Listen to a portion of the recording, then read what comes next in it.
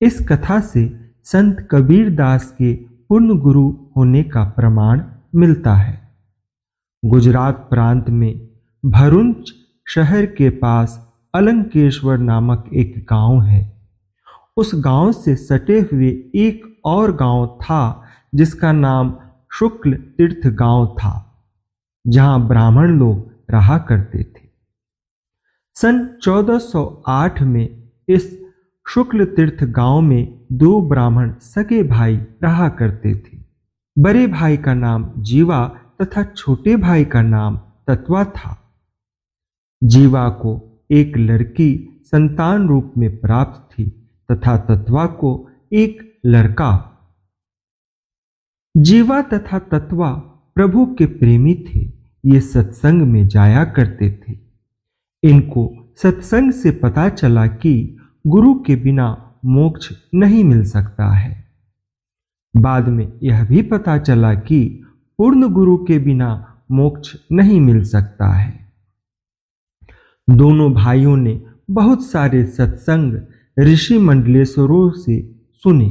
जिस भी संत का सत्संग सुनते थे तो ऐसा लगता था कि यही पूर्ण गुरु है।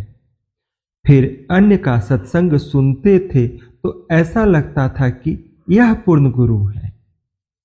इस भाव से उन्हें समझ नहीं आ रहा था कि पूर्ण गुरु सच में कौन है।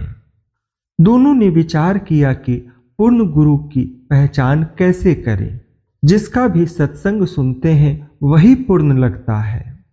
उन्होंने यह निर्णय किया कि एक वट वृक्ष यानी बर के पेड़ की सूखी टहनी लाकर मिट्टी में गाड़ देंगे और इसमें संतों के चरणों को धोकर चरणामृत इसी सूखी टहनी के गड्ढे में डालेंगे। जिस संत के चरणामृत से यह डाल हरी भरी हो जाएगी वही पूर्ण संत होंगे।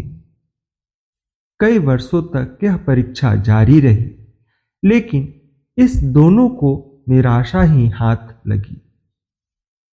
हताश होकर मान बैठे कि पृथ्वी पर वर्तमान में कोई भी पूर्ण गुरु नहीं है। तभी कबीर परमेश्वर जी उस शुक्ल तीर्थ गांव में पहुंचे।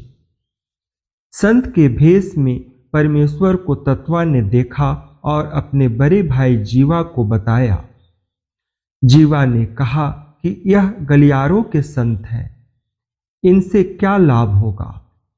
जब बड़े बड़े मंडलेश्वरों से कुछ न हो सका तो यह गलियारों के संत क्या ही कर लेंगे। फिर छोटे भाई दत्ता ने यह कहा कि कहते हैं भगवान न जाने किस वेश में मिल जाएंगे। यह सोचकर दोनों भाई ने कबीर परमेश्वर जी को अपने घर पर बुला लिया।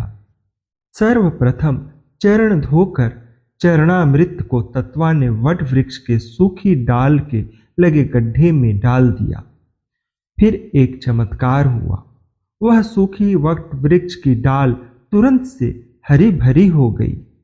पूर्ण सतगुरु को प्राप्त करके दोनों भाई गदगद हुए तथा दोनों ने संत कबीर दास से दीक्षा ग्रहण की। दोनों ने परमेश्वर कबीर जी से करबद्ध होकर प्रार्थना की कि हे प्रभु, आप हमें पहले क्यों नहीं मिली। हमारा बहुत जीवन व्यर्थ ही चला गया। संत कबीर दास जी ने उत्तर दिया, हे जीवा तत्वा, मैं पहले भी आ सकता था। मेरे चरणामृत से सूखी लकड़ी भी हरी भरी हो जानी थी, परंतु तुमको यह भ्रम रह जाता कि यह तो एक गलियारों में घूमने वाला संत है। तुम्हें यह भ्रम हो सकता था कि जिनके बड़े बड़े मठ बने हैं, लाखों भक्त हैं, उनके पास इससे भी अधिक भक्ति और शक्ति होगी, फिर तुम वहां भी भटकते। मेरे से दीक्षा लेकर तुम्हारे मन में यह शंका आने मात्र से ही तुम नाम रहित हो जाते। वहां जाने से तुम्हारी भक्ति नाश हो जाती। इसलिए मैं यह समझकर तुम्हें मिला हूं, जब तुम निश्चल मन से भक्ति करके मोक्ष प्राप्त कर लेने के योग्य हो गए हो।